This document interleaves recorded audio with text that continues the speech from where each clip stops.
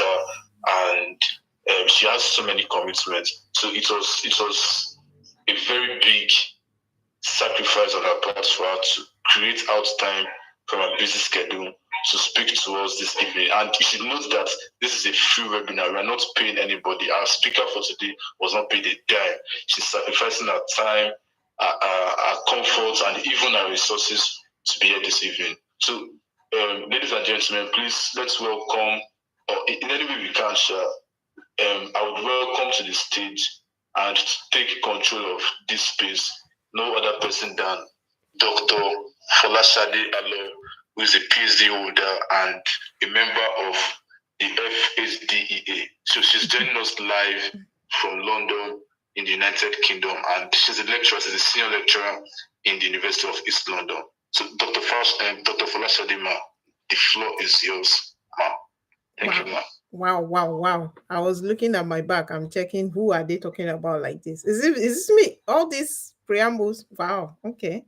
Thank you very much. Good day, everybody. Thanks so much for joining us. I do hope that we get to learn and get some valuable stuffs out of this. I'm not entirely sure if there's any magical thing that other speakers who have been on this platform before now have said that I will have not said that I will be saying, because I think they've probably said everything that there is to say.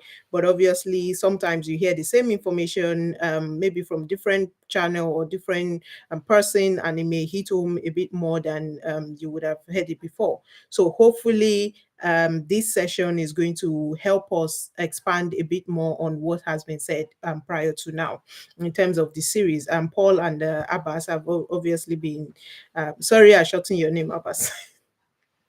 I hope you don't mind. Have been doing a good job prior to now with other speakers, getting speakers to come and share information around scholarship abroad, to support all of us that are on this Jackpot scholarship journey, whatever you may call it.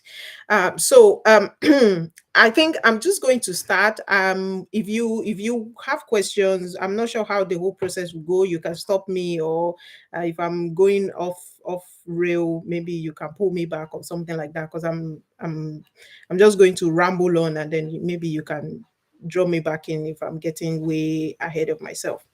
So when it comes to studying abroad, I think a lot of us want to do that. A lot of us want to study abroad, but the main, if not, I would say, in fact, is the main challenge is funding. So a lot of people that contact me are talking about, Fola, I want to go abroad, I want to study this, I want to study that, but the funds can be difficult. So, and one alternative is to think about scholarship. Now, a lot of people do sort of like comment or request in terms of scholarship. They mention, oh, can I get scholarship? The thing with scholarship is, first of all, this is not to make us feel bad or anything, but less than 2% of scholarship of those that study abroad do get the scholarship. So it's very competitive, right? It's really competitive. All the scholarships that I will probably mention today, or you have heard even before today, they are competitive. A lot of people are also vying for those positions, as you are also trying to get on them. So now the whole idea is to introduce us. Most of all, I would say the whole journey of scholarship is not a day's journey, or some people would apply and they will get it, and some people would have to apply several times to actually get it. So prepare your mind that this is a full-time work, and you have to really push yourself and really put all you have into it. Now, hopefully it doesn't take as long as some people would have experienced. So you may apply maybe once or even maybe twice at maximum, and you get the funding. But just prepare your mind, because you may have to apply a few times, and disappointment does not mean you don't have what it takes. It just mean it's not yet your time for that very application. And so it means keep trying, do not give up. It's not what trying once and then be like, okay, I'm done. So that's one, just to prepare our minds in terms of it is a whole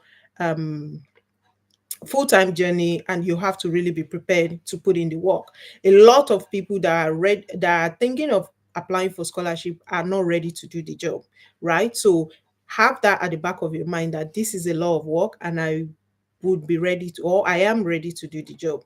Now, after that, the next thing is to now pull together. Another issue situation I think I come across a lot is where people talk about, oh, I have maybe a first class or a 2-1, I have a master's, or they just pull out some of their qualifications, and that's fine. That's really good. You should have a very strong background in whatever you studied, so your qualification should be quite strong. And obviously, the best would be first class if you're in undergraduate, which I think Paul focus the group's focus is on undergraduates trying to get graduate scholarship. So try and have a very sound qualification, which is a first class, if you can, or a 2-1. But that does not mean someone that is with any other degree outside those, any other classification outside those, cannot get scholarship. We have heard several times about people that have gotten a 2-2, a third, and they still get funding. Now, so what I'm going to try and do is to break this down into, I think, 4 or 5 main blocks of what you should do, right? Or what you should focus on. And these sort of like encompasses all about scholarship, or majority of most scholarships, what they will expect from you. So the first thing, and I think I've touched on it very briefly, is your qualification. So what are your qualification? Very, very essential. And when I'm talking about qualification, I'm talking about your BSc degree, if you've got that. If you have an MSc, it depends on what program you're going for in postgraduate school.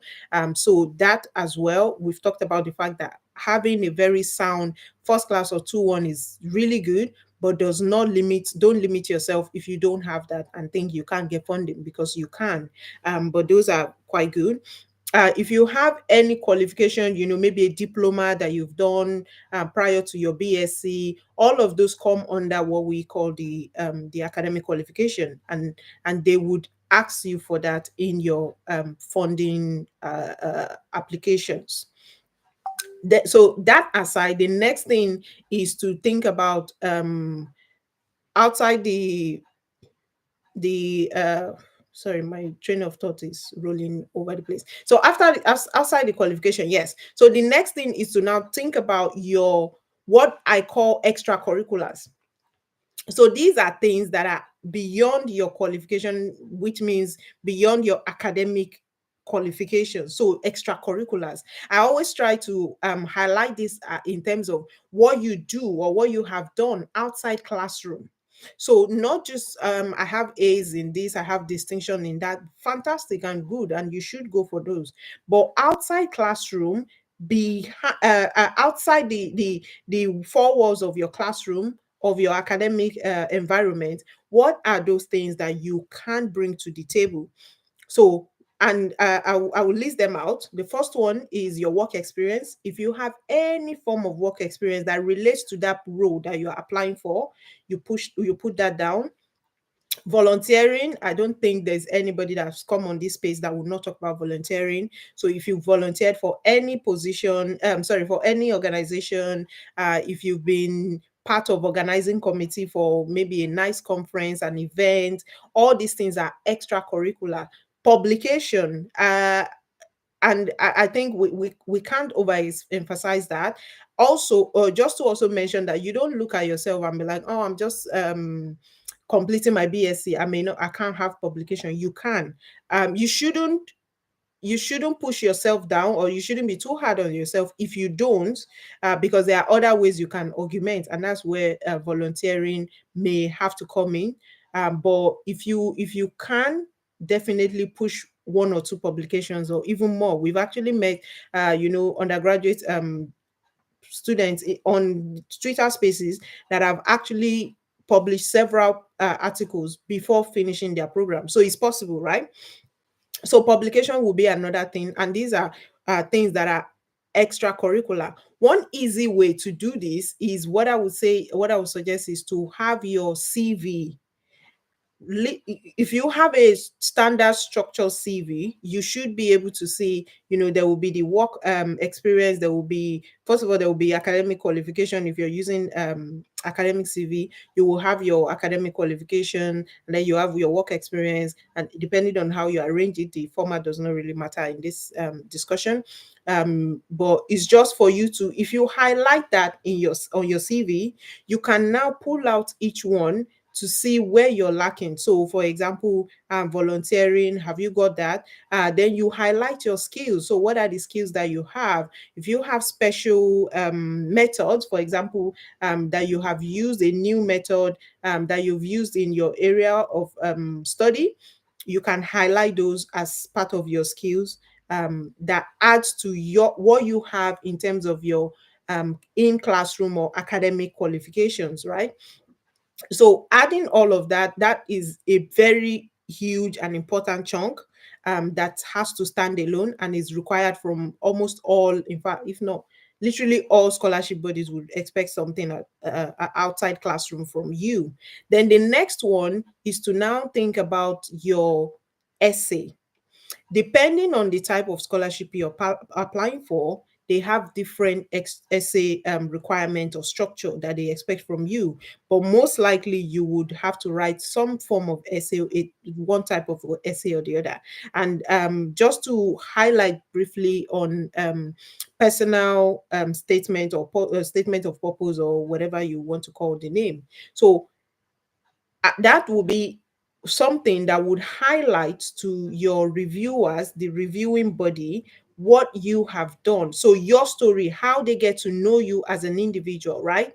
What motivates you? How did you get from A to B where you currently are, and where do you think you're going, which is your point C? So that will be your statement of purpose. Very, very essential, really thick in terms of what you have to write. So with your statement of purpose, I always try and suggest that people write for each section, try and write problem, solution, and impact.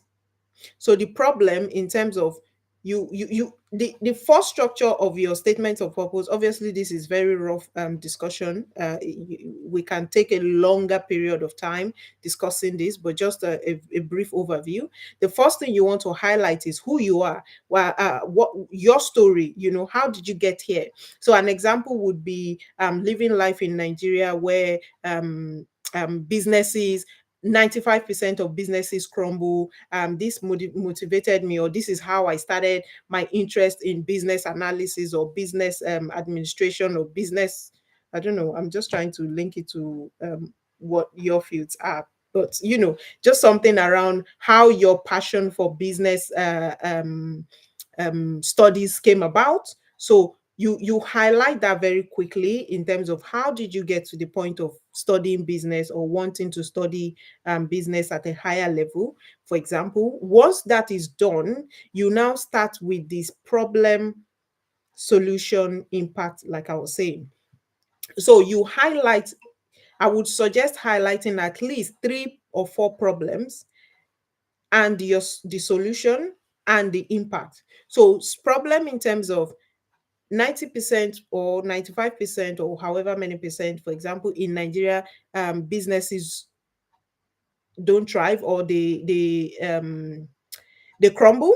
So what is the solution, or what is your own solution that you imagine can help, or that can help? So you give an idea of a solution, which is, I mean, I'm just saying all of these are off the top of my head. Maybe a need for structured framework where businesses can use that framework to expand, for example. I'm just saying. And then that becomes a solution you've identified. Now, the impact is how would that reduce the 95% to maybe 70% or even less, right? So you need to also explain that in terms of the impact is this is the problem, this is the solution I foresee, and this is the impact that this solution is going to bring. Or if you have already done it, which is better still, if you have already done some solution intervention for this problem that you've identified, highlight the impact of that. So maybe you were able to reach 200 businesses, right? And support them with consultancy or just advice on how to thrive in such an unstable environment such as Nigeria's, and you were able to identify, maybe, or you were able to see change in maybe 20, maybe even 50 of those businesses, right? So that highlights to your reviewer, who will be offering you the scholarship, of course, that you have seen a problem, you have thought of a solution, and you have either gotten impact from your solution, or you will be getting impact. So it doesn't have to be something you have done. Ideally, you should have one or two that you have done, because that tells the person where you're starting from. You have done something, so you're on your way. One thing that most scholarship bodies struggle with is someone that is coming with zero, well, maybe not zero, but like almost empty pot, in terms of there's really nothing that you have done. They struggle with that. So, and for example, you don't have to do a lot, even just organizing tutorials, for example, for your colleagues in school. I remember when I was in school, then I used to organize tutorial. Well, I didn't organize, I didn't personally organize tutorial. My colleagues pushed me to do it. So it's like, Fola, we're coming to you. I was like, I don't want you to come. But then, but I did that, right? So if I could put that on my scholarship application as problem, that I will highlight it as a problem, or something similar around that as a problem, where, for example, one of the problem I've identified with businesses is that schools are not teaching. I'm just saying, maybe schools are not teaching business. What am I trying to push across now? So maybe like students or graduates from business schools are not getting, for example, maybe real life experience in terms of what they're studying in school, and so practical examples and the rest of that are not necessarily there. This is off the top of my head. I don't think it's correct, but let's say that's a problem. So my solution would be, when I'm writing it, I will write on my personal statement that one of the solutions I prefer to that problem, in my own little way, is establish, or is creating a support group where we can now share real life experiences or real life scenarios, and work around solutions as business students, or students that are studying a business course or business related course. And then I can now say, when it comes to impact, more than maybe 50% of the cohorts actually or went through that program that we designed within ourselves. And so I believe that's part of change, although very minimal, very small, but that's part of change in terms of reorientating our understanding of business and how to support business growth in Nigeria. So very small it may be, but you are showing your reviewer that you can identify problems, and you can profile solution, and you can not just only profile solution, but you can maybe evaluate or try and establish some form of impact or change. There's a lot of interest, I mean, especially in the Western world that we are in here, there's a lot of interest around impact and change, that you measurable change that you can measure. For example, we in academia, we cannot get funding without writing impact statements. Like, you have to have impact as part of your funding application. So is that important? So if you can introduce that, even as little as possible, it would really go a long way in helping your application. And then obviously, when you talk about that, you also talk about future plan for yourself and for the country that you're or the society, if not the whole country, or the society that you're hopefully going to be helping with your scholarship, once you get the funding and you get the training. So with scholarship, it's almost like you want to see yourself as let me not say messiah, but you want to see yourself as agent of change, right? You always want to present yourself as that. So there has to be a problem within the society that you have to really latch on to say this is a huge problem. Then you break that problem into smaller pieces, and then you propose solutions, and then you try and highlight how what you have been doing so far in terms of your studies, in terms of your extracurricular activities that we've mentioned earlier, how those are going to help, or how they have been helping, even in as minimal way as possible. It doesn't have to be big, like I said, how they've been helping to address those issues bit by bit. But then the last part of your essay should now be highlighting the gap that still remains, and your lack of, or your the inadequacy in your skills that you have right now. Because if you have all the skills you need, it's like, so why do you need us to fund you for scholarship? But you now need to highlight, or highlight your own limitation in providing solution to this problem, and why you need this scholarship to help you get to that point. So maybe an example would be, you have been addressing this issue of business,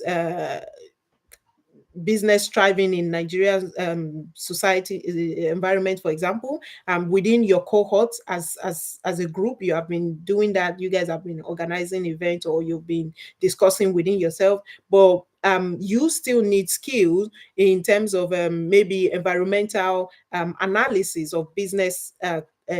Business environmental analysis to help you now address, not just within small group of people, but really pull together the solution among major businesses, that you can actually work with. So that you've started with, there's a problem, I have tried in my very small way to address it, even if it's just developing yourself. You could say, maybe you didn't work with anybody, maybe you didn't work with groups of friends, maybe it was just you, but I saw the problem, and you've gone online to do some online training to help you really understand or some ways to really address the problem. But now you don't have the skills to practically implement those, and that's what this funding will be giving you once you get it, and you learn, and you go through the training, and then you can now have the practical skills. So what I'm trying to say is, you always have to establish that there is some form of problem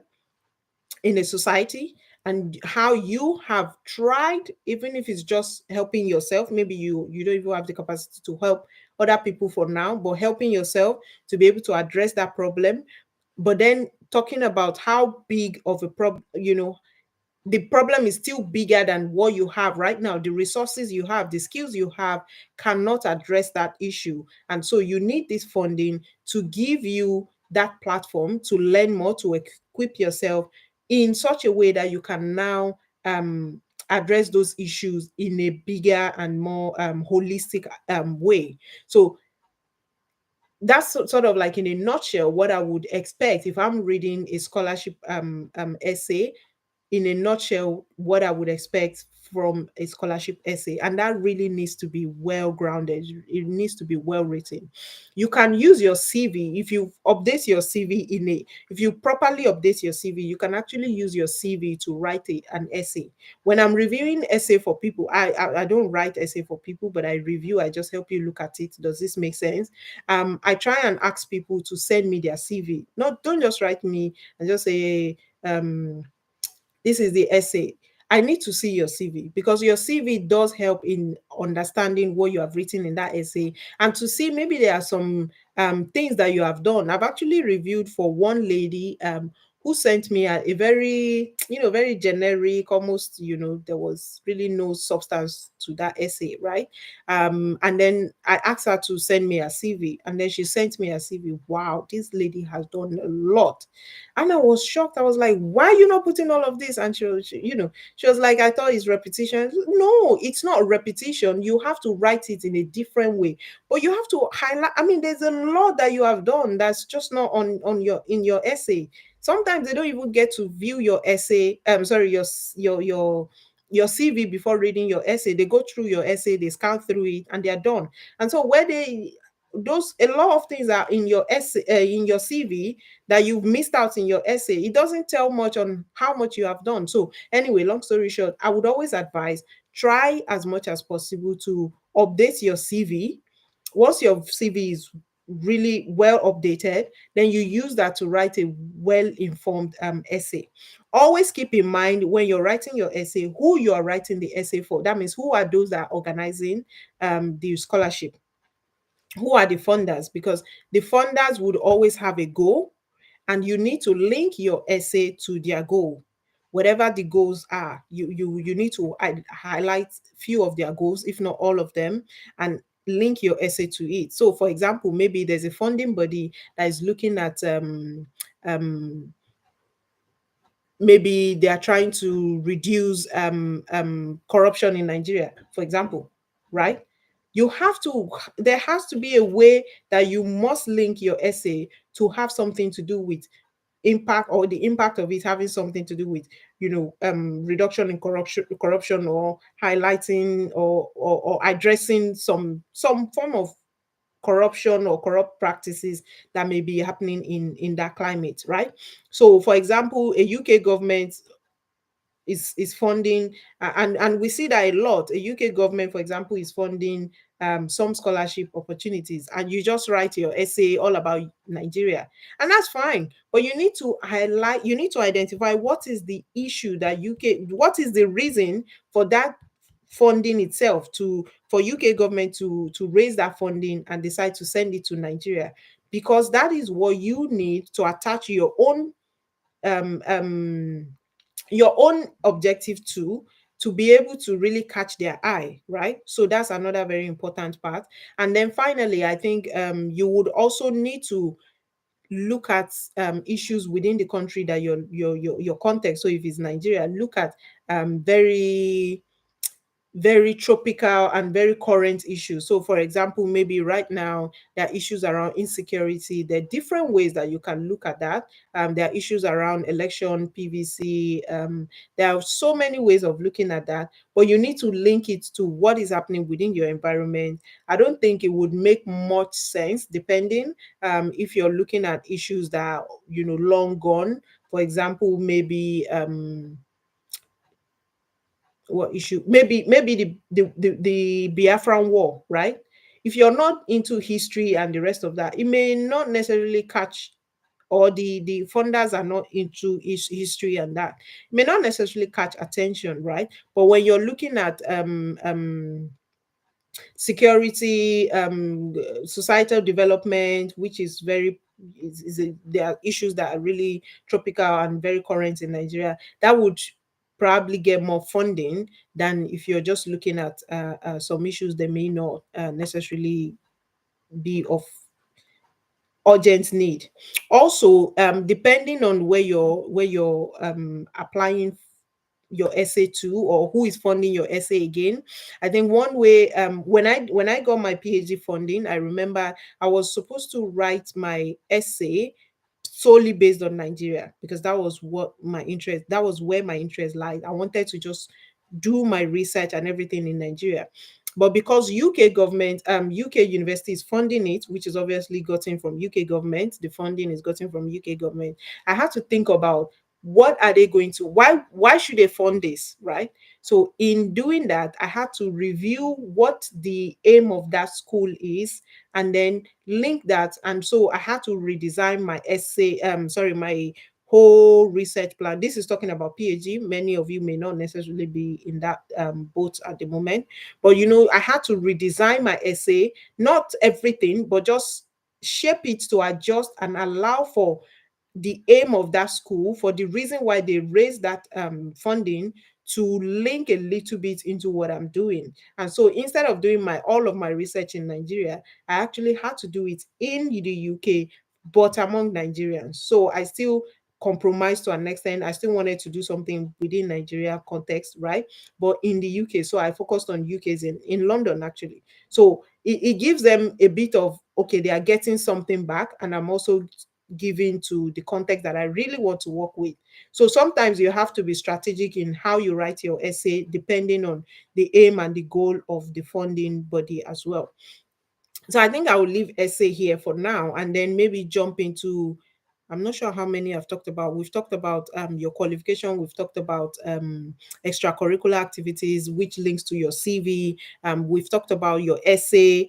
Depending on the funding, you may have different essays that may be requested. Some funders will request only one essay. Some may request several essays. They may have different essay structures that they want you to write. They may have you write motivation letter. They may have you write personal statement and the rest of that.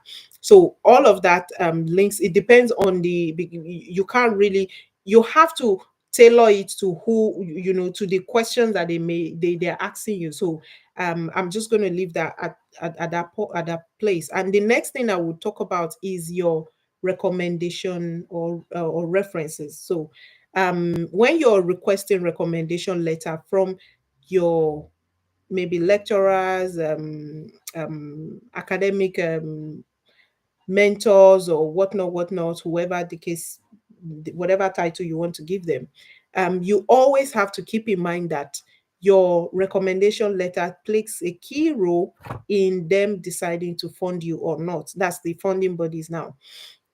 So you need to always think very carefully, who am I going to give my recommendation letter to, or request from them to write on my behalf. It doesn't have to be, I think one problem, or not a problem, but one mistake that a lot of applicants make is thinking that the bigger the person in terms of their position, the better the recommendation letter will be, and that's not necessarily the case.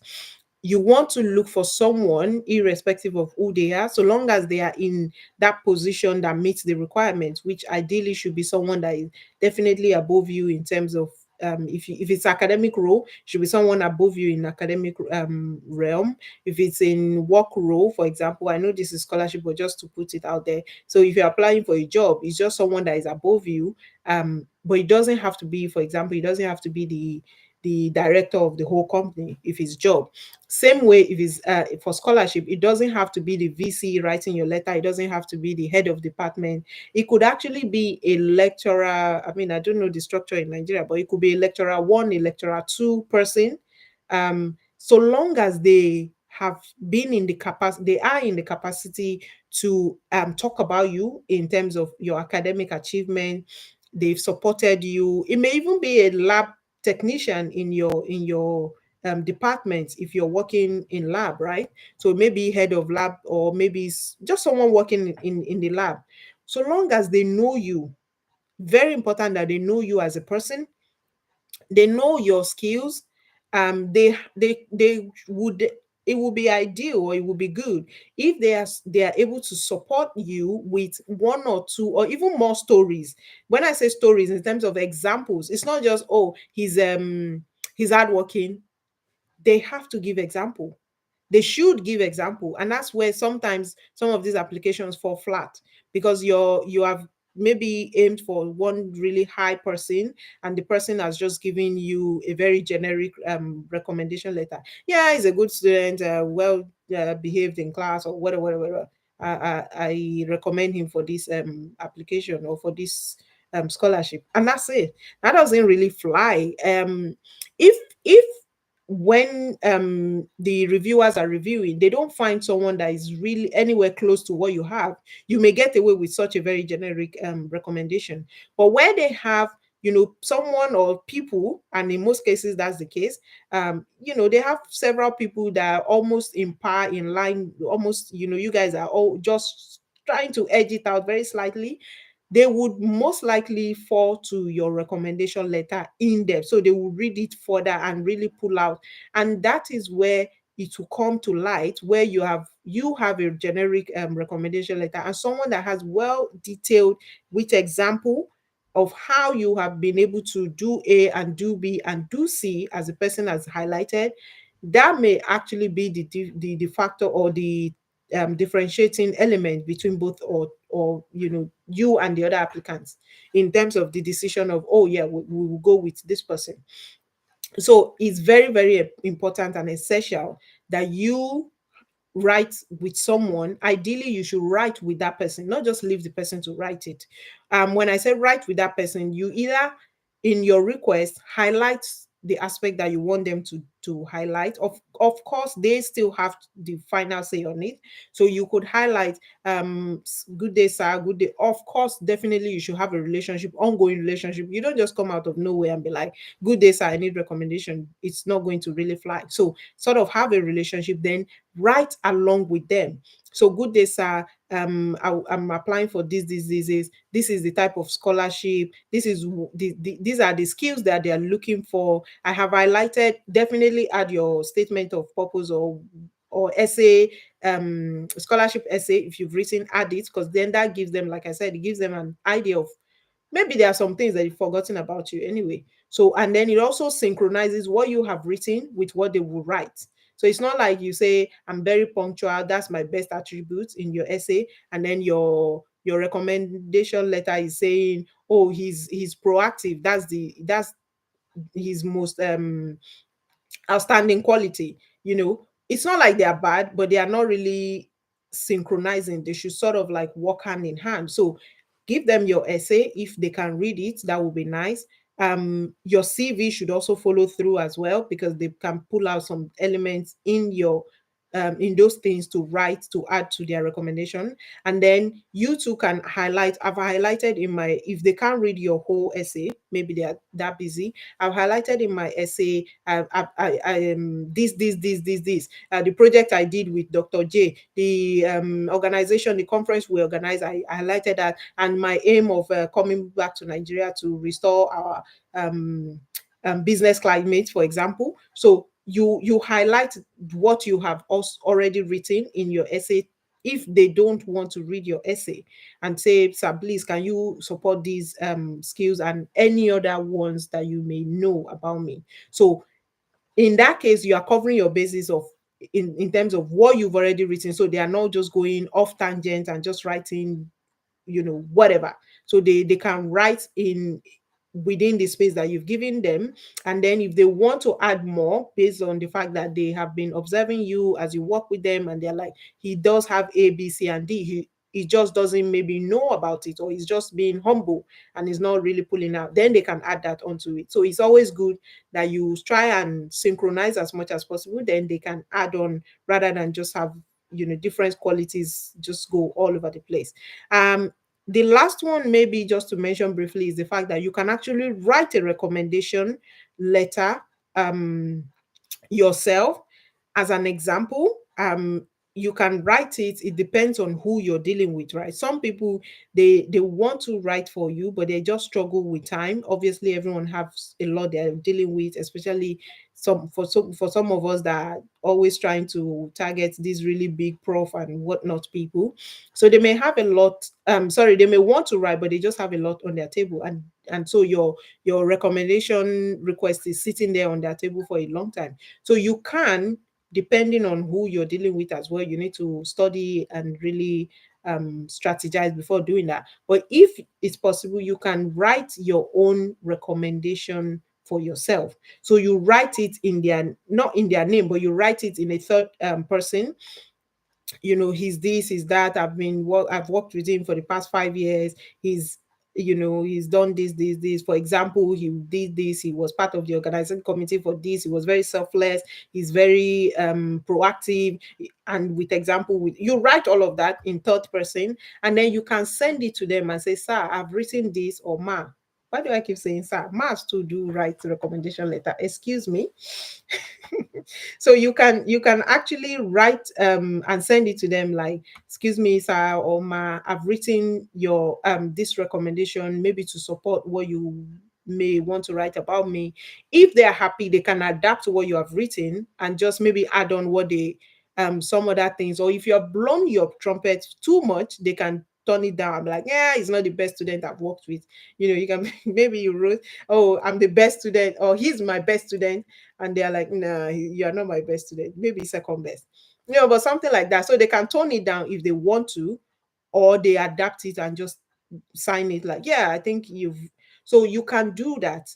It depends on who you're dealing with. Some professors don't want to see such.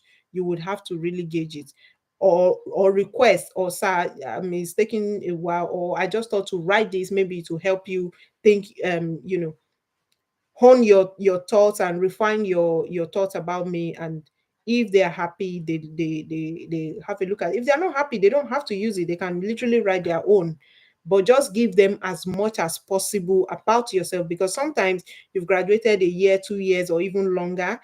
Sometimes they may not necessarily remember all these things, and they write a very generic recommendation letter, and that doesn't really help your scholarship application. So give them as much as possible in terms of material support, check-in, remind them, oh, so I remember the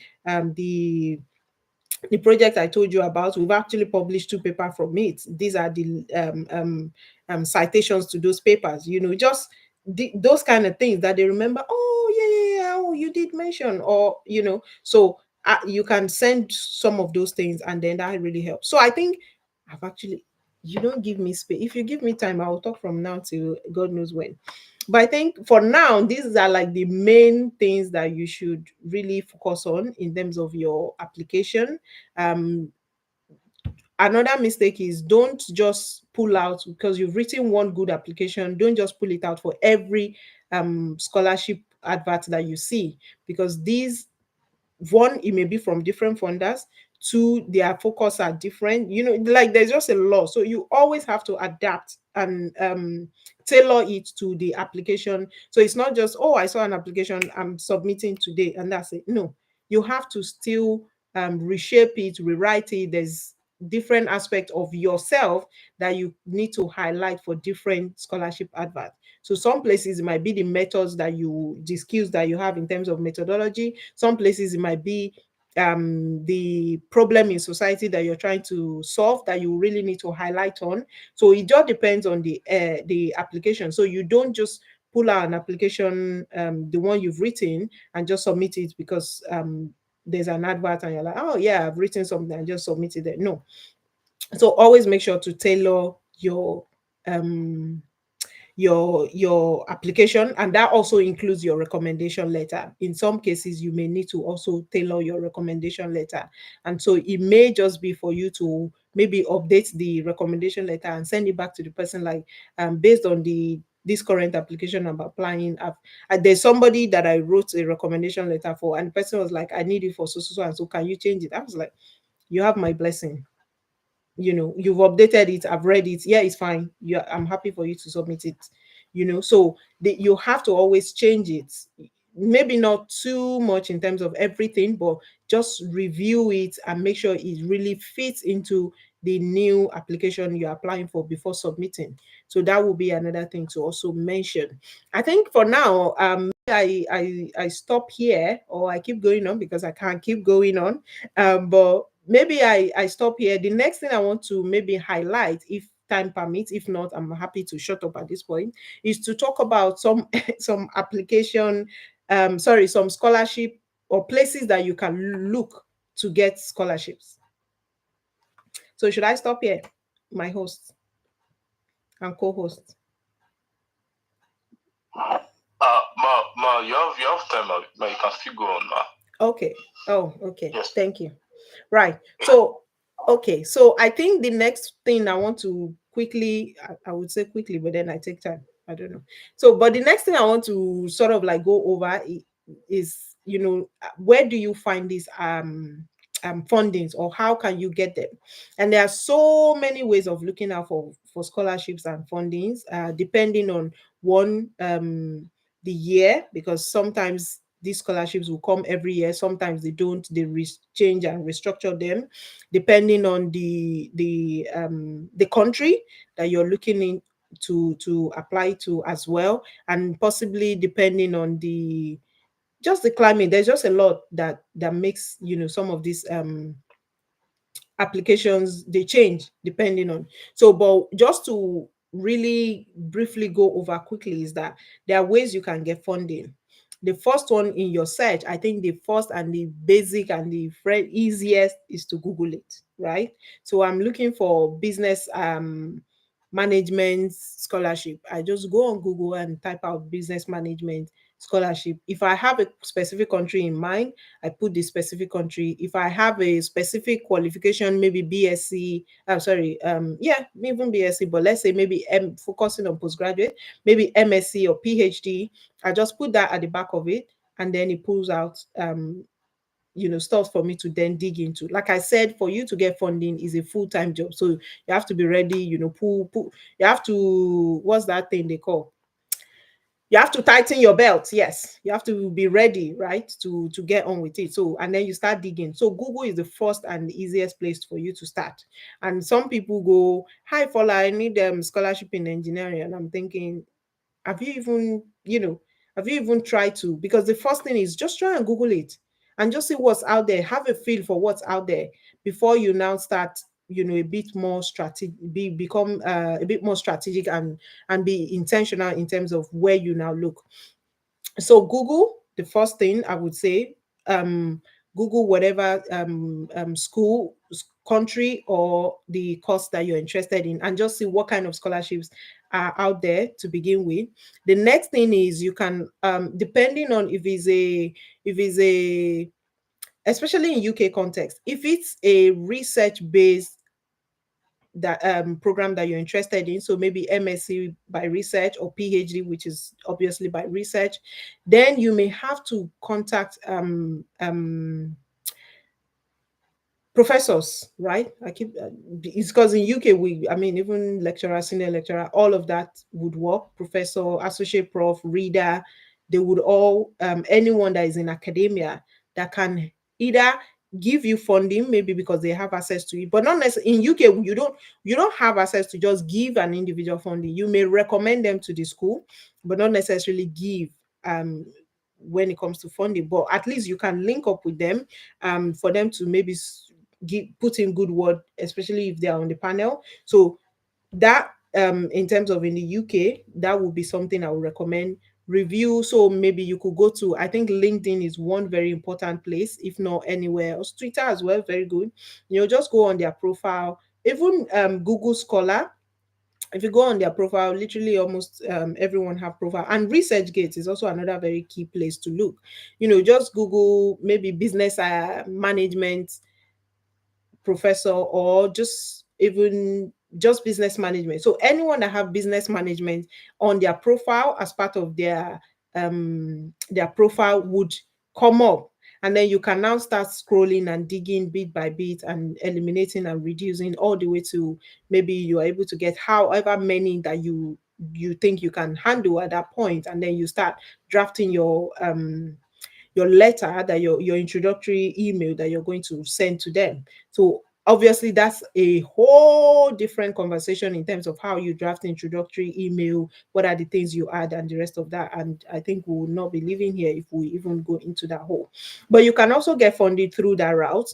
Another way you can get is just go to the school website. So there are some schools that you're very familiar with because they have funding or you've been hearing about them. Just go to these schools, all of them, literally all of them. One, they would have a section, international section. Most of them would have international section, but all would definitely have scholarship and funding, or fees and scholarship, whatever title they put it. So you go through their fees and scholarship section, and you will see a lot of scholarships that they offer. It may not necessarily be open at the point where you log in, because some, it depends on the time of the year. So you may find that some of them have closed, but you can note down, okay, by August, this scholarship is going to open for this university, and have that noted down as something you will need to target and do all of that. So it depends on how many schools. Like I said, this finding scholarship is full-time job. You have to be dedicated to it. So you can do that, go through different schools depending on the the country of interest. Maybe US, for example, you can dig into US schools. There are a lot of schools in US. You highlight which ones are interested in or are more focused in, for example, in business.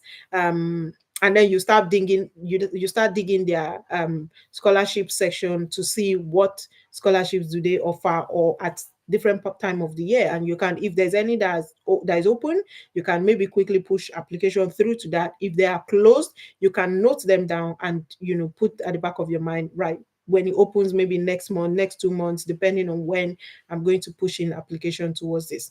I'll always say that if you wait until you see an application advert open, you're already half late, if not too late.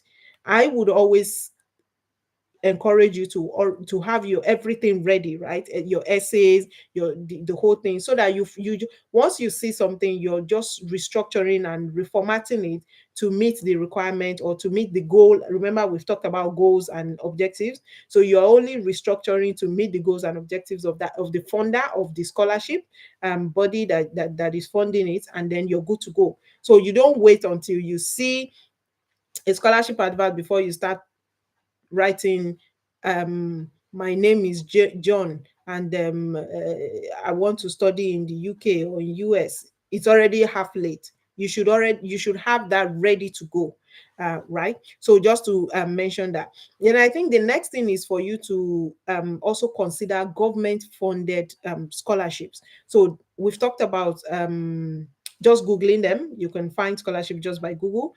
You could find scholarship when you by if especially if it's research based, by connecting with lecturers and professors online, and just introducing yourself, sending cold emails. I'm sure you would have heard about cold emails all over the place. That's another way how people get scholarship. And the other one is going through school by schools, depending on different university. Go through each school and then go through to their scholarship and funding section and try and pull out scholarships from there. Another one is government-based scholarships. So there are different scholarships, government-based scholarships, um, depending on the country. So, for example, US, UK, Canada, Australia, the big names, and even the smaller names, New Zealand and the rest of them, they all have government funding for scholarships and for research and scholarships, especially. So you can actually look at government-based funding as well. So that means, for example, in UK, which is where I'm more familiar with, you could be looking at Commonwealth, which is a government funded scholarship, Chevening, which is government funded scholarship, the Great Scholarship as well, and those type of scholarships. So those are government funded scholarship. So that's another way you can pull down and really delve into. In fact, just go on Google and just type government funded scholarships UK and see what comes out. And then you can now start breaking each one down or pulling each one apart as you go along, because there's quite a few of them. So that's another big, or yes, another big aspect to look into. The other one that comes to mind right now is organization slash charity slash individual funded scholarships. So sometimes there are organizations, there are individuals, or maybe charity groups or NGOs and the rest of that also fund scholarships, right? So an example that comes to mind now will be maybe the MasterCard. The MasterCard is an example of an organization funded scholarship. ESRC in the UK, ESRC is another one. It's an organization of, I think, European something organization for social sciences, and I'm very sure business and business related um, fields are funded in that scholarship as well. So maybe ESRC. What other example comes to mind? Like the Bill Gates scholarship. That is also another type of individual scholarship. So there are just so many of them like that. So I'm just going to pull all of that into one pot, which is you can look into organization, charities, NGOs, and individual based scholarship that you can also apply to. So I think if you can strategize in terms of going through each one, you should most likely be able to find scholarships that you meet the criteria, and then you now start um putting them into, in terms of putting application out, or target into putting application out. Most of the government-based scholarships, the organization slash individual slash charity or NGO type of scholarship, I mostly they are repeated, they recall every year. So if you miss one this year, they most likely would be repeating them next year and the year after and the year after. So you can always target that. With school scholarships are not very stable, mainly because it depends on the funding, the school scholarship. To an extent, sometimes they use it to also pull students in.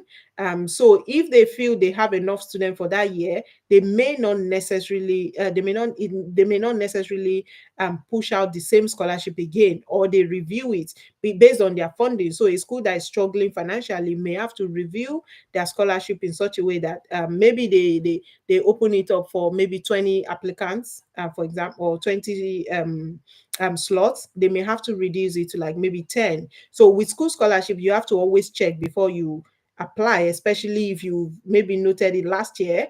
You need to check it again this year because it may have changed. They normally change that because it's like the funding is not very stable. But government scholarship most likely will recur every year, and to an extent can be quite stable.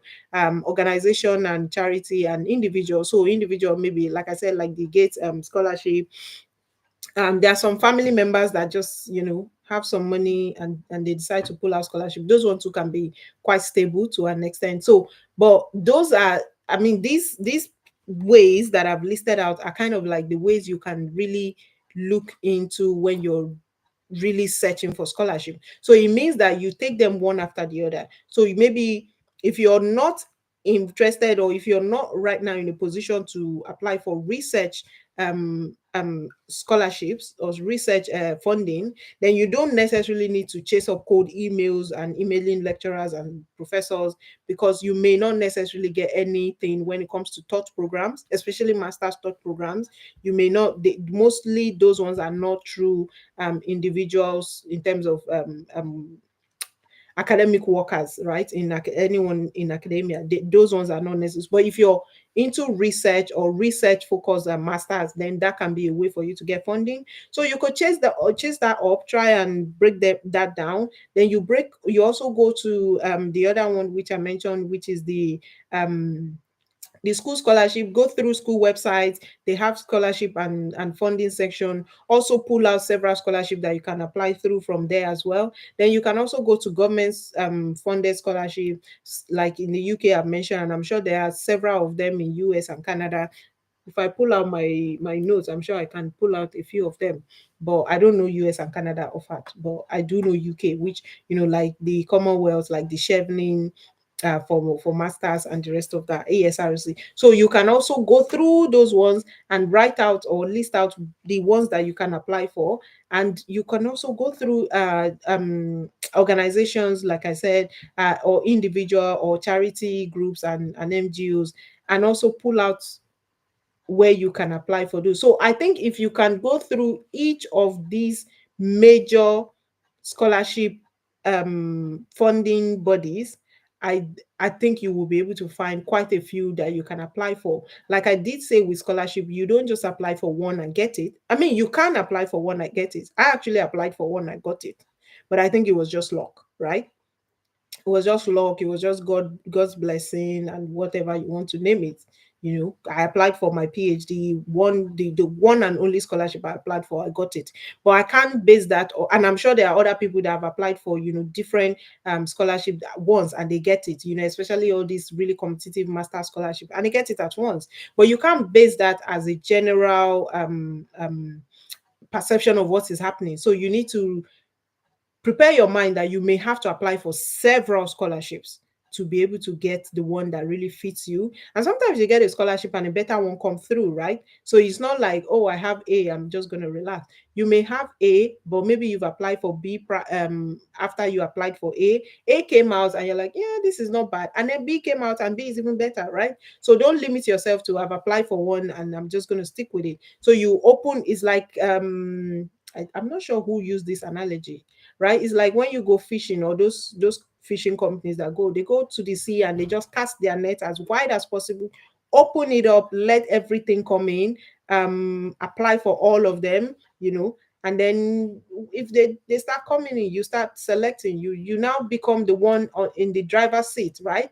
Because it's now you directing and calling the shots in terms of, no, I don't want this, okay, this is the one. Always make sure you have one that you've locked down before you reject any scholarship, because you may be surprised that you reject one and the one you're actually interested in doesn't come through, and you've already. So I mean, I don't think we should even be talking about that. I'm sure we all know that that shouldn't happen. Always make sure you have one, well, you hold it well, and then you can now maybe still look out for if there are others coming in or not. But so I think for now I may have to stop here, and then maybe, because it's just like I've been talking for so long, maybe just questions that may then direct the focus of the conversation a bit as well. I'm not sure. My host, are you okay with that? Is that an okay compromise? Ma, you are Ogama, you are Oga. No, we are all doing this together now. We're all looking for this funding. So it may be better if, because I've talked about quite a few things, right, in terms of what you put on your application, where you look for, in terms a very broad overview of where are the places that you can look to actually get some of these fundings, and how for you to assess them. So maybe if there are specific questions that concerning different people and what they would like to really hear, then we can now tailor the conversation maybe a bit towards that. Okay, ma. Okay. That's okay, ma. Right. So thank you very much. Thank you so much, ma. I was jotting when you were speaking, and I think I've jotted about 4 higher education pages already. So that means we've gained so much from this series. All right, ma. Thank you very much, ma. So I think we would we would now accept questions from participants in this space. So if you have any question, I have some questions, man. I don't know if I should wait till others have asked. If I ask mine, what do you suggest, man? Or should I ask mine now, because there are somehow many, not many per se, just. Yes, please. I mean, I'm very okay with however we structure it. So please. Okay, ma.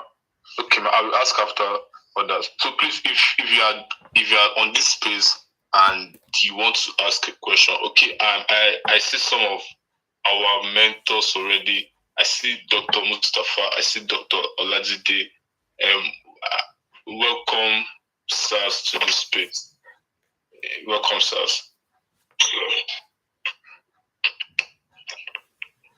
Yeah, okay. Can you hear me? Yeah, I can hear you. Okay.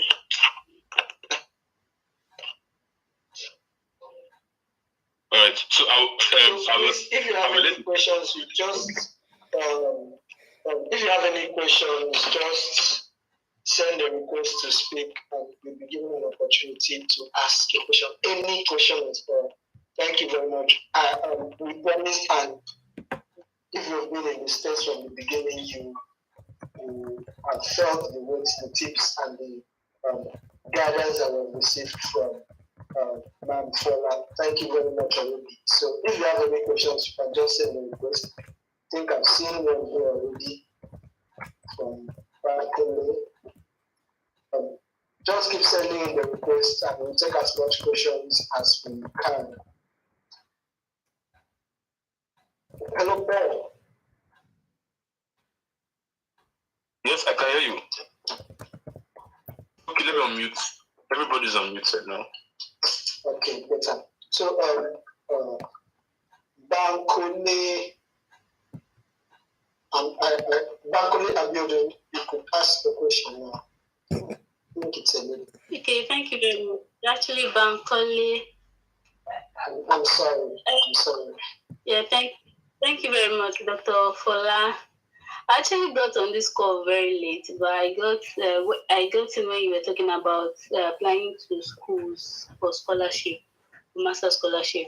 So the thing is, I want to ask about, like, is there a particular time you need to, like, because I don't know some government funded scholarship. I really don't know about them very well. Although I've searched for some, the Chevening, the Commonwealth scholarship. But the thing is, I really don't know when to focus on, when the application is always open. Although I have in mind to apply for the school own, like apply for a graduate like school scholarship, but the government own, I also want to look into that because I've not done that before at all.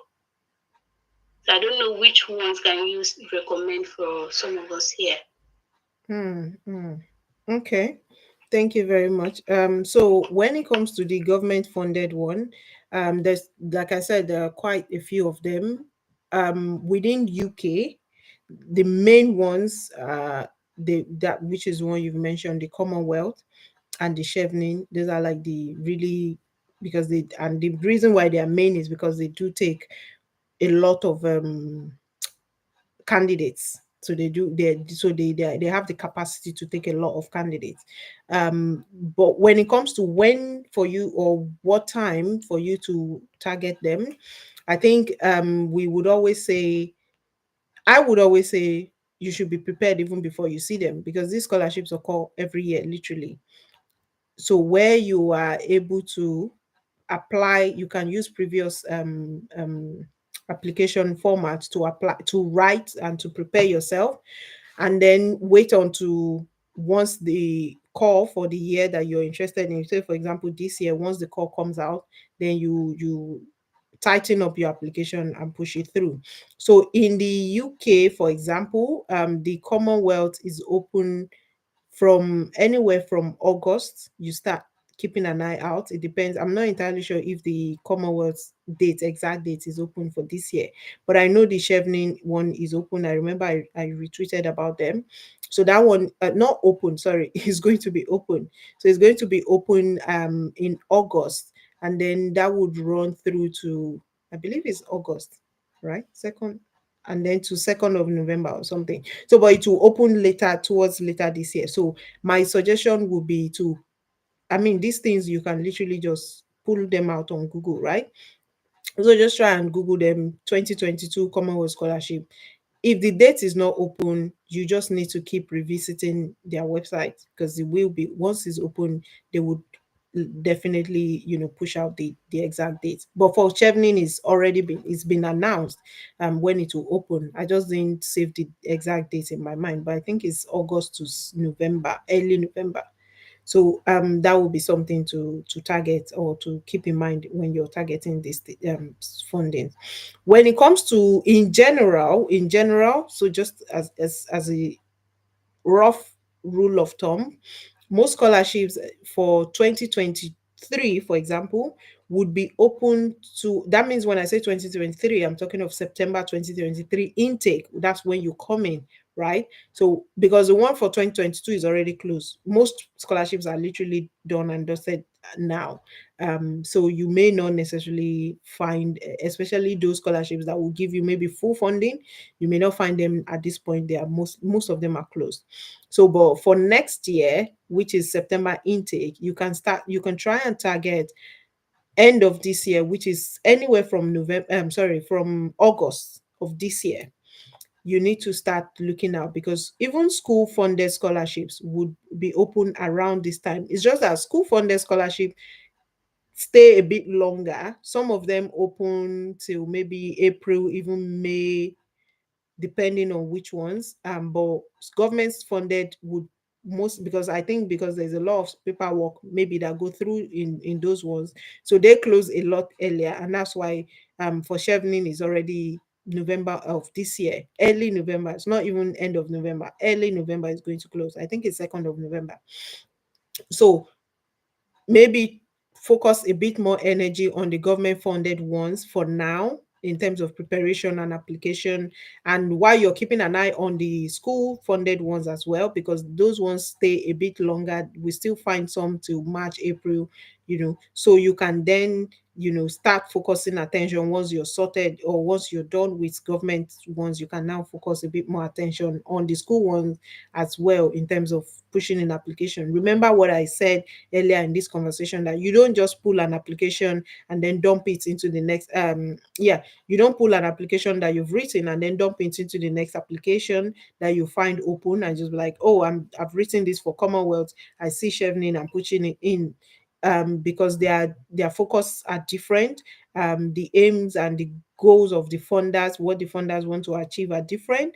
And so you need to tailor, you need to rewrite your essay, you need to rewrite um your application in general, to always try and fit that specific funding body that you're applying to. So the same thing, once you finish with government funding or wrapping that up, you don't just pull that and be like, yeah, I've applied for Commonwealth with this, I'm just going to dump it into maybe University of Southampton scholarship, because the focus are not the same. So you need to rewrite it and sort of restructure it to meet the aim and the focus of University of Southampton, for example, and the rest of that. So I don't know if that helps in any way. Thank you. Yes, it does. Thank you very much. Okay. We'll take a question from Dr. Mustafa. Hello. Good evening. Can you hear me? Yes, we can. Please, if there are any other questions, just request to speak and we'll give you an opportunity to speak.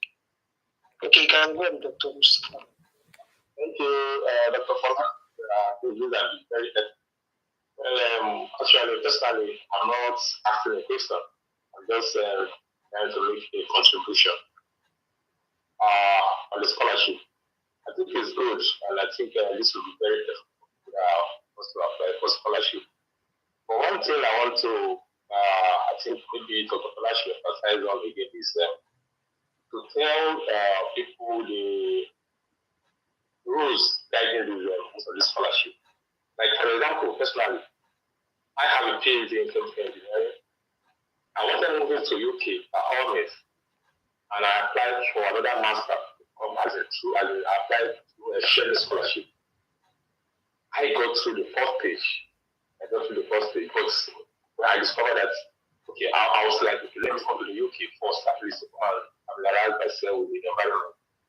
But I know that if you come to shared scholarship, you have to go back after you finish your program. You have to go back to Nigeria and see how you can come back. But you have to go back. In fact, I think you have to spend some years in Nigeria before coming back.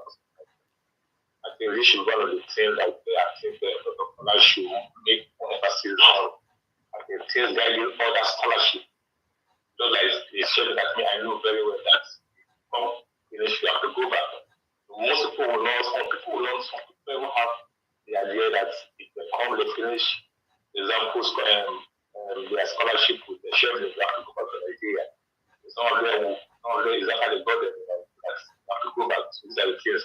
I'm in the UK now today, and I came in, my wife is a student, master student, I came in as I see that, okay, I passed through the first stage of Chevening. My wife got an admission for master. I need to go with my wife. I'm going to spend a year and a half, and I have another 2 years as dependent on my wife visa. I have another 2 years to spend after her program. Then I'll be looking for it. She'll be looking for a sponsor work too. I think that's more better than I'm sure personally that's more better than me taking a scholarship that I'll come behind you and go back to Nigeria and looking for a way to come back again. So these are some of the things I want Dr. Fola to emphasize more again. Then another thing that Dr. Fola, I think, is I don't know if you can give me an audience your DM, because I'm actually looking for lecturing work in the UK. But I think that should be the thing that you find. It's okay. I think I don't just requested for you to just give me an audience in your DM and talk. I think I will appreciate that. Thank you. Okay, yeah, thank you so much, Dr. Mustafa. Thank you for the addition and for the yes. When it comes, the thing is, I think because we didn't really obviously these scholarships, if you we I mean, there's a lot that can be said, in especially when we're breaking each one down and really delving into it. Maybe that's why or not, maybe that's part of why I didn't get to the conditions that maybe around Chevening, for example. For now, it's just securing funding, and that's what this focus is about. Now, when it comes to the conditions that are attached to some of them, first of all, I wouldn't be shocked if you apply for Chevening and you don't know these conditions, because I would hope that once you apply, before you submit, those are part of the things they would clearly write out, and you have to read it and sign and tick yes, I understand, right? And I agree to them. So if you apply for Chevening and you are like, I didn't know I'm to go back, or then wow. Plus, I mean, at the end of the day, some people just want to come get that.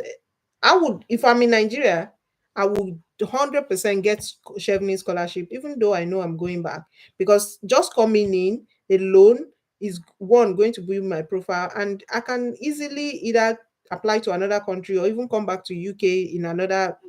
For example, if you have a UK masters and you're applying to come back to UK for PhD, is a lot easier than if you haven't at all. So it depends on the aim, like you said, Dr. Mustafa, that you have a better plan, and that's good. If you have something that is better than this, then go for it. But yes, very important in terms of something to keep in mind. But I'm just saying, for those that are maybe still at home and yet to come out, I wouldn't, if I was in that position, I wouldn't let that deter me if I don't have a better plan or better way of getting out. I'm just going to take that, get out first, and then when we get out, we'll come and be reviewing it. For Commonwealth, I do know with Commonwealth, you can actually, you're also expected to go back in Commonwealth, but you can actually do two things. You either get funding again to continue your program, and I know quite a few people that have actually done that, so they come in and they get funding to carry on PhD, and Commonwealth is fine with that. So Commonwealth leave them alone. They are not required to go back after that. Or you go back and then, like I said, you use that Commonwealth qualification that you get, the master's program, the master's itself that you get, and use that to apply to come back for a PhD or for another, or for other opportunities, depending on your aim and what you intend to do anyway. So, but yeah, because most of those scholarships, we apply to them based off of, this is what I'm going to do in my home country. This is the, I talked about the problem, solution, impact framework. So this is the problem, this is the, so when you've done all of that, and then it's like, okay, you come in and you're like, I'm not going back. It does seem somehow, but I would say just apply first, get it, and then when you get to the bridge of going back home, you can decide on crossing it. And I can see my Oga Olajide is here.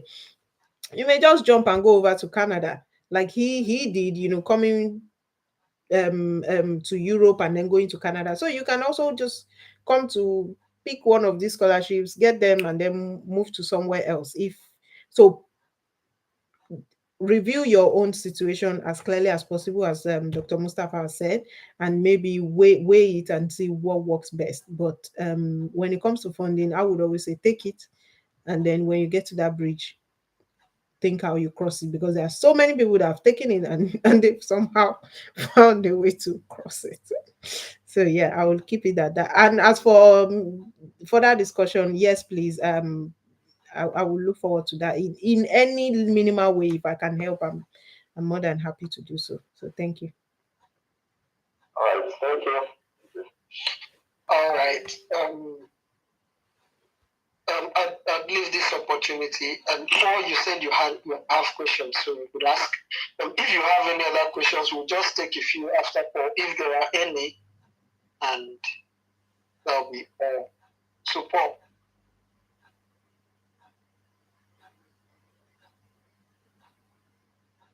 Okay, yeah, thank you. Okay, so before I ask my questions, I want to shout out to our organs and our mentors again. So last weekend, Dr. Oluwaseun joined us from the US live, and he held he was the speaker for last session, and we gained so much knowledge. And he's here again on this space. So, Dr. Laura Shiro Ajayi, sir, welcome again to this space, sir. Yes, sir. Then I also see, okay. Maybe at the end of the program we'll do a more comprehensive vote of thanks. So I'm just going to ask my questions. Okay, so I have just 3 questions. Now, the office I occupy is Director of Academics for Business Administration students. And then in our faculty, we have 5 departments. We have business management. We have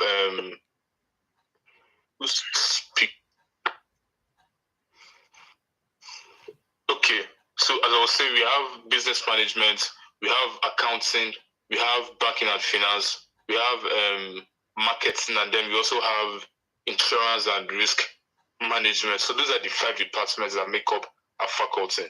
So during the last space meeting we held, the speakers emphasized that students doing non-STEM courses have very limited opportunities of getting postgraduate scholarships. So they also explained some of the ways we could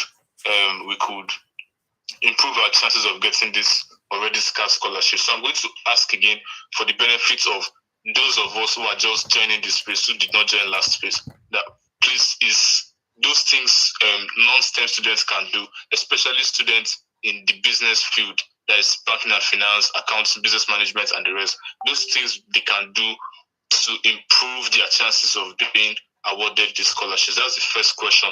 The second question is about the essays part, that is the personal statement and the statement of review. So I want to crave your indulgence, man, and ask for maybe another explanation about that, because I've learned over time that that's one of the main requirements for getting the postgraduate scholarships we are talking about. The third question I've actually forgotten, so maybe as time goes on, if I remember it, I would ask again. Yes, ma'am. Thank you, ma'am. Okay. Thank you so much. I mean, for you to have forgotten the question, I will probably forget it as well before I get to answering it. So we'll take it one at a time. When it comes to STEM and non-STEM, and I think that conversation is something that is quite relevant, because irrespective of how we see it, it does come to play to an extent in the chances of getting funding. For I would divide it into, I think the key thing is it depends on what you're applying for, right? If you're applying for research-based program, so and I mean masters by research or PhD, then yes, that STEM and non-STEM division really comes to light. It really does appear in terms of how much funding is available for non-STEM versus STEM. But when you're applying for thought program, which thought masters, is not as obvious. And so I would say for now, I think most of the audience that are, or most of the people that are in the audience are not necessarily applying for research degree, which is masters by research or PhD, especially PhD.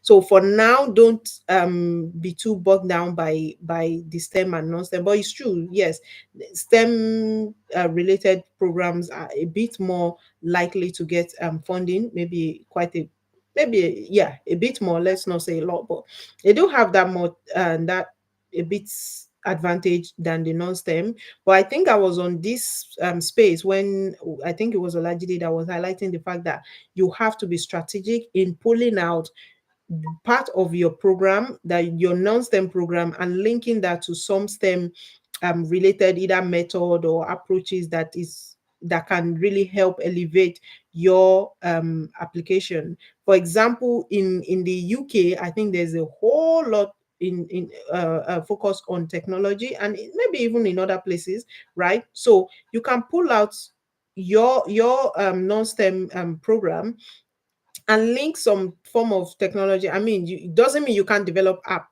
Just saying. Doesn't mean you can't write on developing app for businesses in Nigeria, maybe business database or something.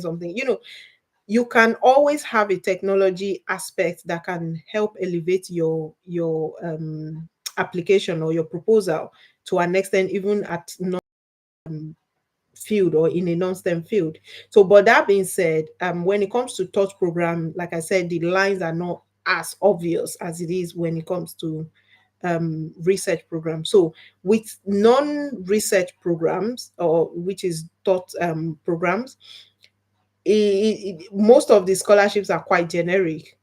The scholarships for research, for taught programs, most of them are quite generic. So, for example, we've been talking about Commonwealth or Chevening or maybe Mastercard. They are quite generic. They just, MSc program. Most of them are very open to both STEM and non-STEM in that context. But so in talking about that, I did a quick search before this space. I did a quick search and I just try and look for, obviously I'm a bit more around UK, so sorry if I'm biased in that regard. So I just try and look at what does UK have very, very quickly in terms of a scholarship for business related. Obviously that's not my field, so maybe I would have missed a whole lot of things. One, because it's not well designed search, and two, because I'm not even in that field. So I definitely must have missed quite of useful scholarships. But one thing I noticed is that UK is actually a bit more interested, if not a lot more than maybe some other places, in business related programs, and so their scholarships. So I literally went through quite a few schools and I saw that they most of them have different types of business related scholarships. So the one of them here is University of Strathclyde, Glasgow. I must have mumble that, forgive it. They have business scholarship for £4,700. Obviously that's part, but they have another MSc business related scholarship for like £10,000. They have MBA scholarship 50%. I checked City University of London. They also have their business school have scholarship. Imperial College full tuition for MBA scholarship. Oxford does have. University of Reading, they also have business excellence scholarship. University of Swansea have MBA for international excellence scholarship. The Montfort also have global international scholarship for business. So just very brief look that I did. There are some schools that I think, in fact, I think business and management have quite, maybe, I mean, I can't really stack it in terms of this after this, but maybe after STEM related courses, I would probably say business and management have a bit more stronger in terms of scholarship, because I did see I saw quite a few, and I know some other schools that have not even appeared on this list that I've also come across, in my random waka through scholarship roads. So all in all, yes, the divide is, and the advantage or the disadvantage, how you want to look at it, is there against STEM, against non-STEM and STEM, but that divide is not as obvious when you're looking at taught programs than when you're looking at research programs or research funding. Also, you need to review that most scholarship for taught programs are quite generic, and so they cover quite a vast fields, grounds, in terms of different places or different fields that can apply for those scholarships, and definitely maybe business related, business and management and the rest of that can fall under that category. And then you can actually look at specific schools. If you go to their business school, which almost all schools have, there are specific scholarship that are for business related courses as well. So it's not a law, but it can be something that you can really delve into for anyone that may be sort of like looking for. Thank you. Oh, did you ask another question? Sorry, I forgot. If you did, I have forgotten. Yes, ma, I did, ma. The second question was about the statement of purpose slash yeah. Yes. So, our speakers last week explained them to us, but there are some of us who are just joining the space today. So, for the benefits of them, Ma. Thank you, Ma.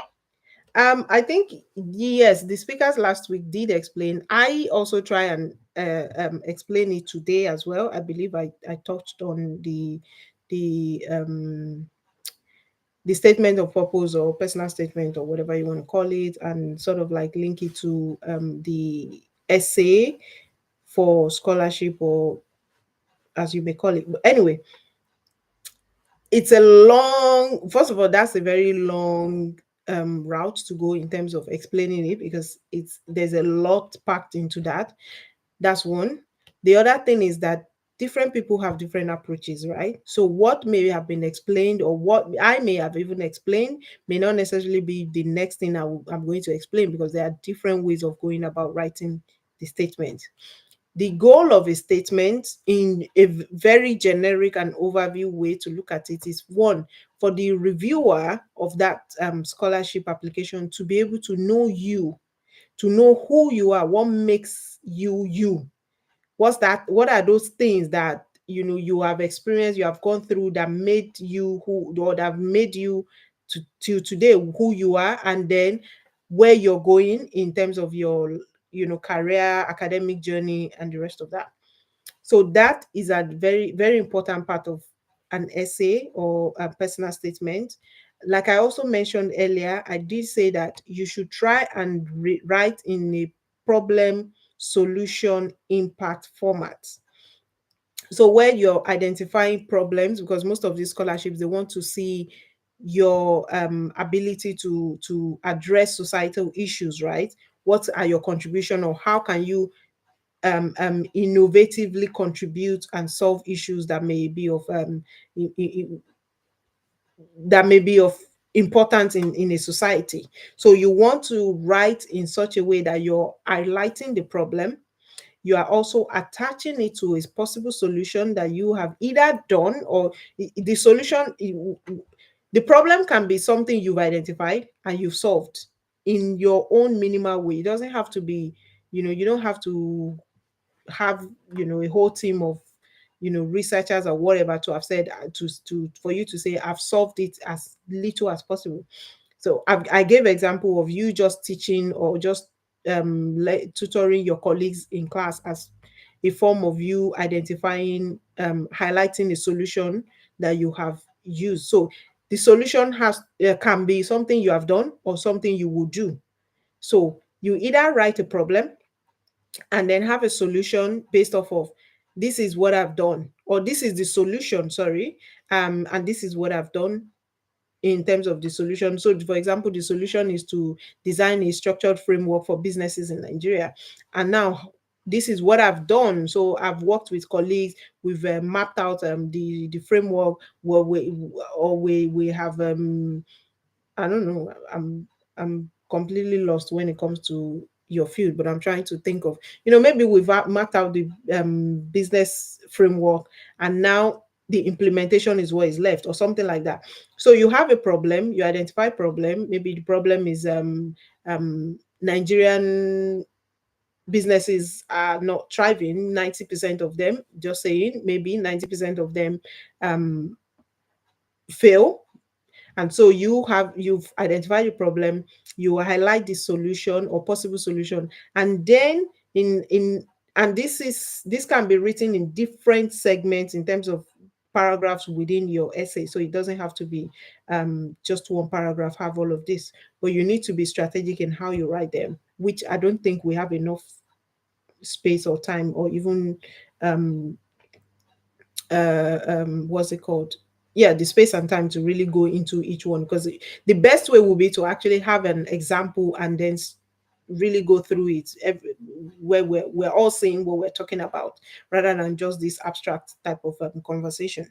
But just to say that you write that, and then you now write the impact. I always say that with research, even funders that are funding major research in the UK and even I'm sure other places around the globe, they expect impact. So the same way you also need to write some form of impact into your essay. And so an impact might be that like I was saying earlier, that you maybe tutored some of your classmates, and that in such a way, although it may be small, but that is reviewing, for example, the real life scenario. I think I gave that example earlier when I was talking about maybe you want to talk about issues of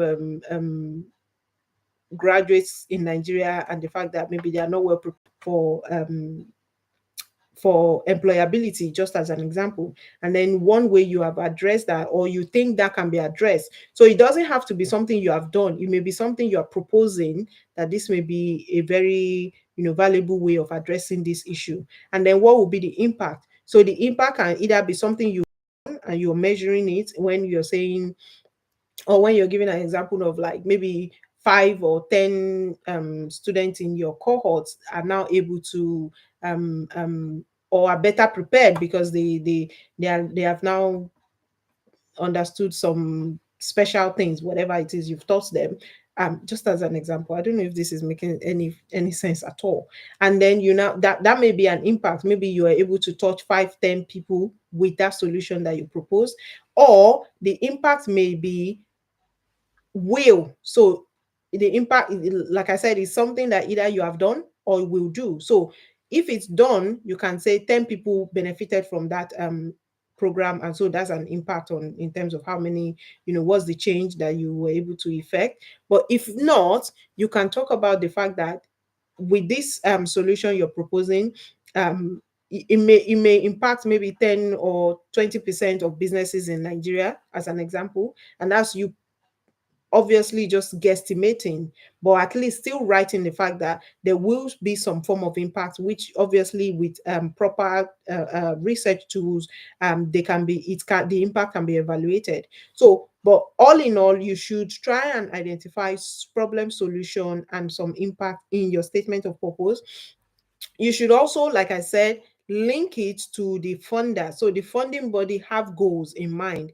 A funding body that is interested in global peace is not necessarily going to be happy when you're talking about financial freedom for maybe Nigerians, as an example. So you need to link your. It doesn't matter so long as the funders open the funding to you to apply, it means there's a way you can link it. So you don't just look and be like, oh, this funding body, they are more interested in global peace, and I'm writing about businesses. How am I supposed to link it? Or no, I can't link it. Maybe you're like, yeah, there's no way I can link it. There's a way. So long as you've been allowed to apply, you need to find a way of linking your goal and the problem that you would address once you get the skills that funding is going to give you. That needs to be linked to the goal and the aim of the funding body. And then I think finally you also need to highlight or look into current topics that are of national burden. So, for example, security in Nigeria, security challenges in Nigeria is more pressing for right now than maybe you talking about, like I said, maybe Biafran war.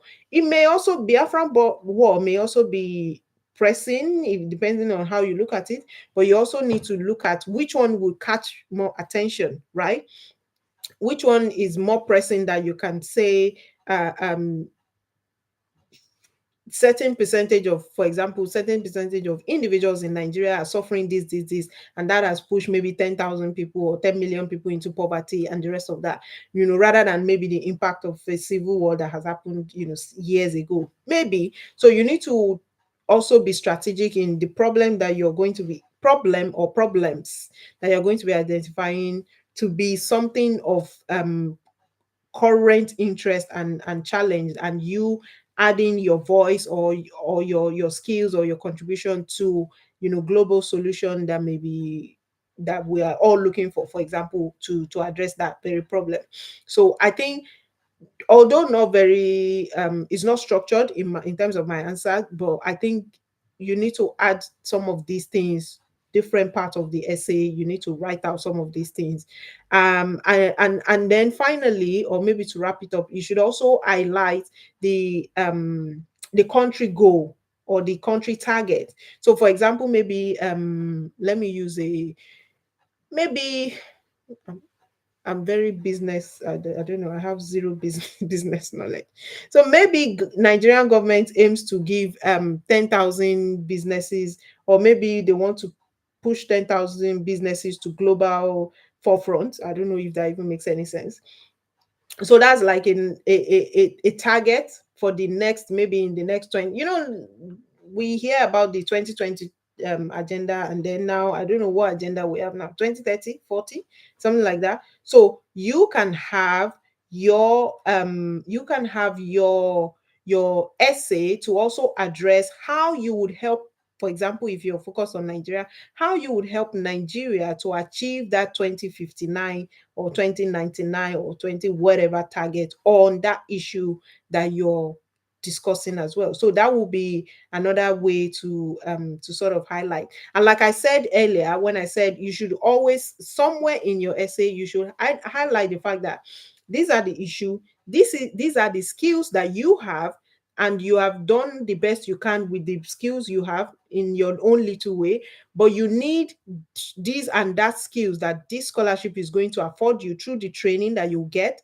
And then you would be able to address more, maybe like I said, maybe initially it was you and your classmates that you guys organize some things, and maybe you go to markets and just teach people one-on-one how to weather the storm in Nigerian business climate, for example. But when you get the skills from that scholarship, what the scholarship is going to help you get in terms of the funding, you can now go back and maybe oversee bigger projects that would really impact and really add to that Nigeria's 2029 or 2059 business target, for example.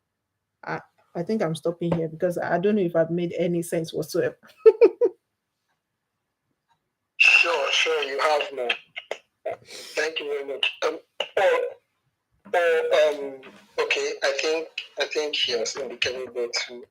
I saw a question. Someone has sent a question to my PM. I think he's trying to connect and she hasn't been able to. So the question is, I'll just read it the way it is. She asks about recommendation letter. Can a lecturer from another school give a recommendation for me? For instance, a lecturer from you, I recommend a student from OAU. That's exactly what the question is. So over to you now. To me, okay, yes. I mean, I have my able speakers on stage, so I'm sure they can pick up even better than I can. So if there's anyone that would be better suited for them, I'm happy for them to take it away. But for now, for that question, I remember we did talk about recommendation letters in this space earlier. So yes, it depends, right? It depends. The first thing is the person that because when I was talking about recommendation letter, I said it's not necessarily the position, how big the person is. So Professor J and J, head of VC or head of a teaching hospital is writing recommendation letter for you. It's nice, but that is not what will sway your reviewer, your review panel in terms of your funding. What will really impact and really add to your application is that individual, even if it's the lab attendance, so long as it's someone that is in a position to whatever you're applying for. I did say that if it's academic role, someone that is, so maybe scholarship specifically, someone that is above you in terms of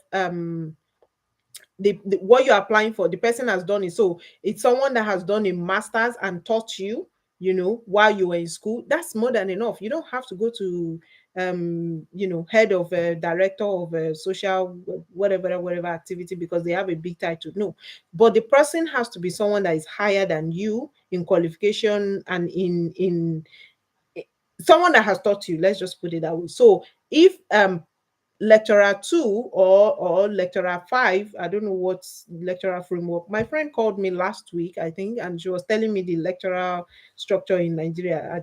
I can't deal with it. She said lecturer 2 is below lecturer 1. I don't understand. I thought it's 1 then 2. Anyway, so if lecturer 2 is the one that you can assess because they know you quite well, and you have a lecturer 1, um don't go to lecturer 1 if you don't think lecturer 1 knows you, because lecturer 1 position is higher. That doesn't matter, because I don't even know if I'm on scholarship board. I don't even know the structure, so I'm not even going to care if it's lecturer 1 or lecturer 3 or lecturer 7, right? So first of all, be very strategic. It should be someone that knows you and someone that is in your corner. Very important. Don't just go and put someone that is just there because they will just write something very generic or flat, or they may not necessarily write anything bad about you, because somebody might be like, yeah, I don't think I have anything bad for them. No, it's not about writing something that is bad, but it's someone that is passionate and believe in you, that will be able to write something that would sway the review panel on your behalf. And they have to know you to an extent, and even believe in your skills and the fact that you can do whatever it is you're applying for before they can write that. So that being said, you can get someone that is in, I think she said Ibadan and the UI, for example. You can get someone in another university if they have taught you. Say, for example, the person is in UI prior and they taught you while they were in UI. Now they have moved to maybe OAU or somewhere. You can have them, you can use them. However, if you if it's maybe 2 or more, for example, references that are required, then I would say definitely you can. Then that's quite flexible, because you can have someone within the current university that you're at, or the one that you just finished from. So maybe your HOD writes one, and then the other person from outside or in the other university can write another one. But if it's just one, then it would be very difficult for you to establish that this person knows you more than the people that you've literally just finished from or you are still learning from.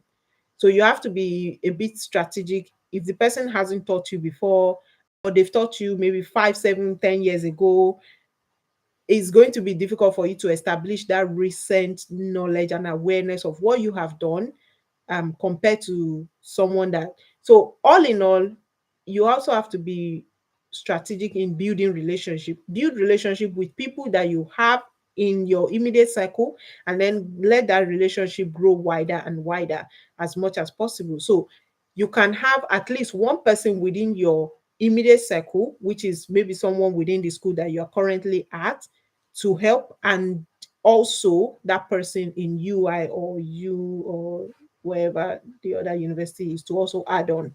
I don't know if that has addressed that question. Okay, thank you very much, Ma. I think it has, although I've not gotten a response from the person who asked the question. I think she's been trying to connect and she's been having issues with connecting. I don't know if I want to give a shout out to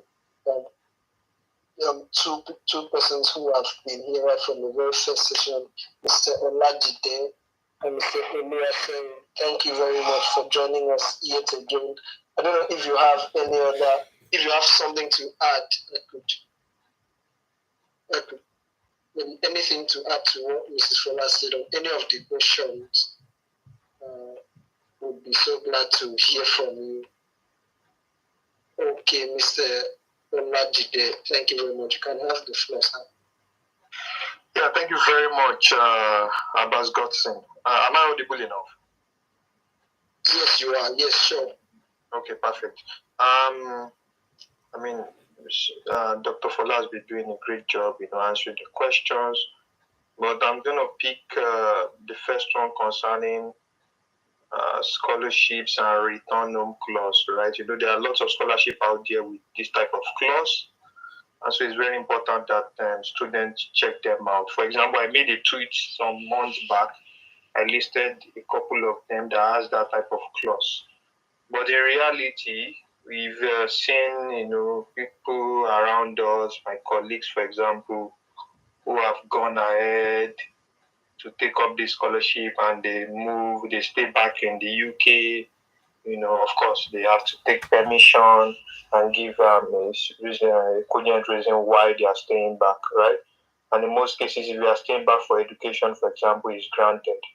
In fact, some people stay back. I think there was a particular case where someone stayed back because of they got married, right?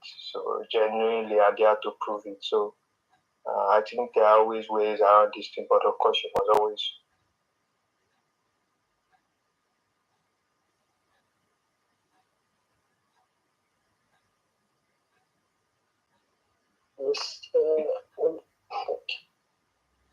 Can you hear me?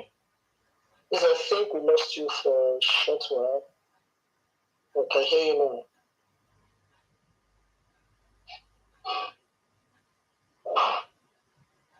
Mr. Paul, I just want to confirm this is not from my end. Can you hear me too? Yes, I can hear you. I can hear you. Yeah, I can hear you too. Am I audible now? Yes, you are audible. Okay. Then for the other question, like the one Dr. Fola just mentioned now, anybody can write reference letter for you. Even I can write it for you, right?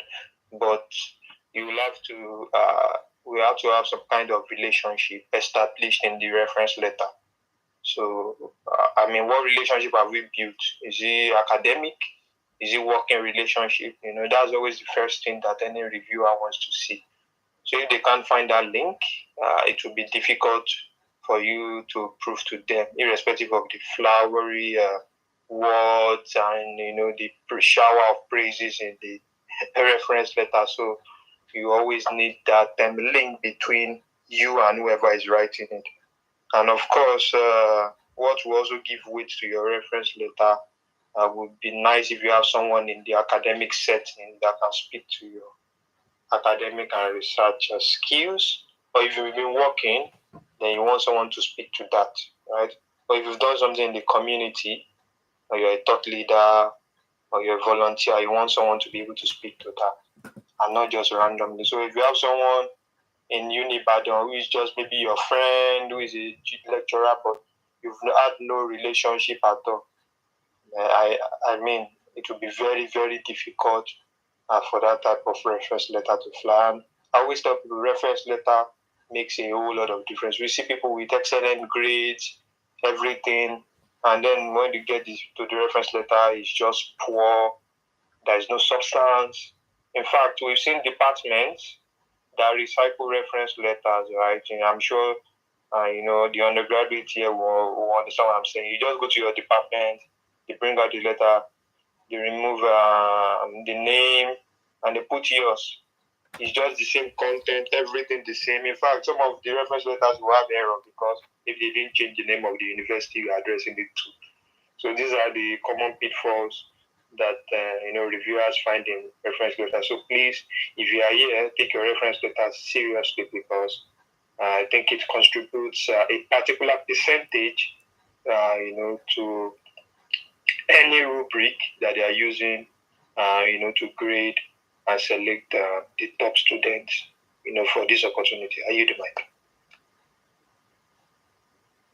Thank you very, very much, Mr. Oladide, for your contributions. I think you have successfully thrown the light to what Mrs. Fola said. I don't know if Mr. Oluwaseun has something to say. Maybe we could just hear your voice, sir. Everyone, I think Dr. Fola and Olajide has really done justice to the question. So I don't know. I'd kind of keep repeating what they have said. Yeah. Thank you very much. At least we heard your voice. Thank you very much, sir. I think there are no more questions, and we are gradually coming to the end of this. We did a very solid build up to this particular class, and I'm very, very glad.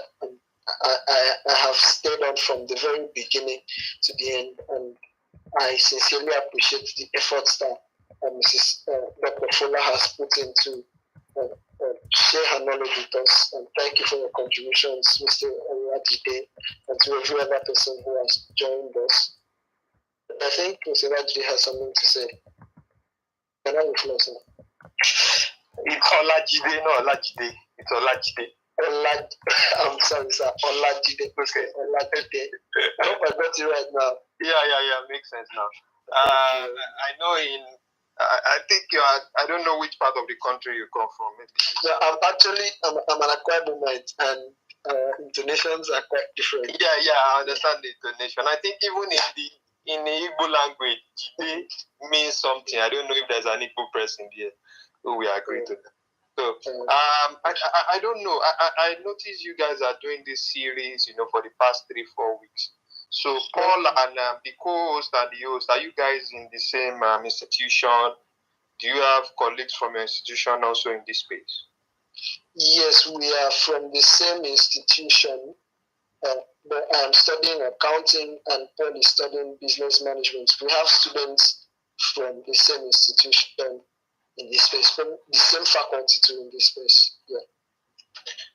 Yeah, and that brings me to there's a question I didn't remember to answer, and that's for people in business and management. I